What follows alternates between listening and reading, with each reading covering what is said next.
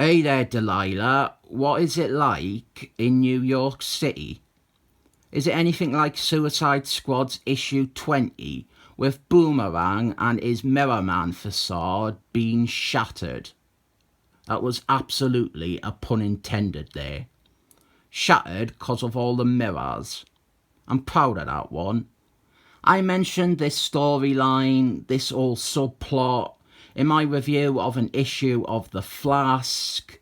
When Mirror Man died and then Boomerang, he decided to start cosplaying as a new version of Mirror Man and gunning out and committing crimes to get away with them. This issue is the resolution to that plot line. It has just been in the background of issues before this one. There is Boomerang there in costume as Mirror Man. With that other issue, I said I thought they were referencing this character arc, and the dates definitely line up. So I reckon it was the intention that in that Flask story, Boomerang, he was about to tell them about how he is actually the new Mirror Man. That is a really nice and subtle cross-title continuity. But this is a review of Suicide Squad's number 20, and not The Flask number 19. The idea is that Boomerang, he is on the Suicide Squads by day, and then by night, he is Mirror Man, and he guns out and he nicks stuff, or rather, as you'll see, he bumbles about. We have got Man Killer. He is a frequent ally and sometimes member of the Suicide Squads. This is a Jack Quimby version of Man Killer. There's like 4 or 5 different versions by this point. This is the long enduring version and maybe the most well known. It would be him or the Simon Walterson one from the 70s. This Man Killer, he's like a bounty hunter, and he often catches villains who end up on the Suicide Squads, and that is what is going to happen here. He captures the supposed Mirror Man and takes him off to prison, and it is a farce comedy of sorts. Boomerang in disguise as Mirror Man. He is recruited under the Suicide Squads, and here is our team up here. We have got Man Killer, RoboCop, Fina from the Eternals, Boomerang as Mirror Man, Nighty Sides, Foxfire, and Holocaust. And this is just a doctor lady that I kind of confusingly put square in the line of sight in this panel that is establishing the team. The team, they are based in New Orleans, so naturally, the villains this time around are a bunch of voodoo practitioners. We have got a good character bit here with Man Killer. He refuses to take part in this mission because he doesn't want to mix it up with the gangs of the Big Easy. I am not a fan of farce comedy. I've made that clear before. The film Run for Your Wife, starring Danny Dyer, is one of the most atrocious things I have ever seen. I recommend you all go and watch all 90 minutes of it. It is astonishing.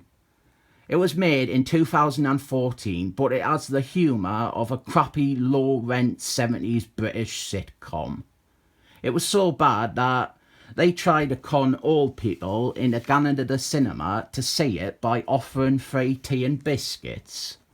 But this comic is built entirely around farce comedy, because now Boomerang, he has got to run back and forth between his real identity and his Mirror Man cover to convince the bossy lady and the rest of the Suicide Squads that they are definitely different people. Then Boomerang and Mirror Man, they get put on different strike teams, and this is so ridiculous and stupid, but bear with it.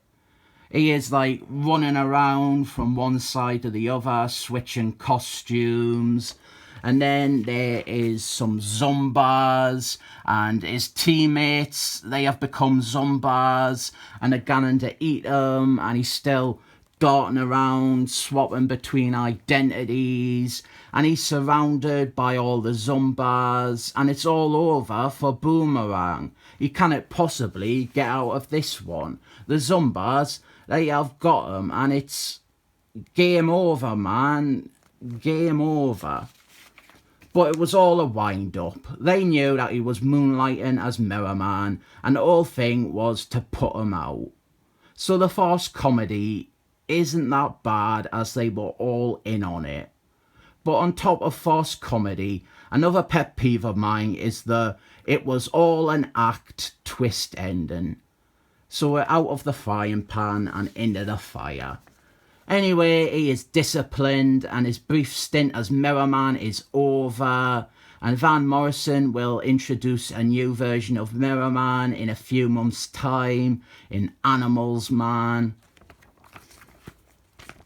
It's not bad.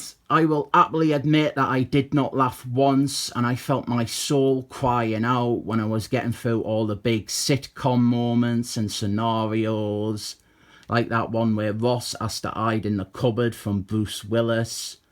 But it's not quite at the level where it is vigorously annoying. You have also got to take it within the context of the series as a whole. This is a book which borders on morbid, with its characters dropping dead and being unceremoniously killed in battle, or just them all being total bastards. So this is intended as a reprieve from that sort of stuff. If every issue was like this, I would probably want to claw my eyes out, but it's not, so I rate it 7 thumbs up.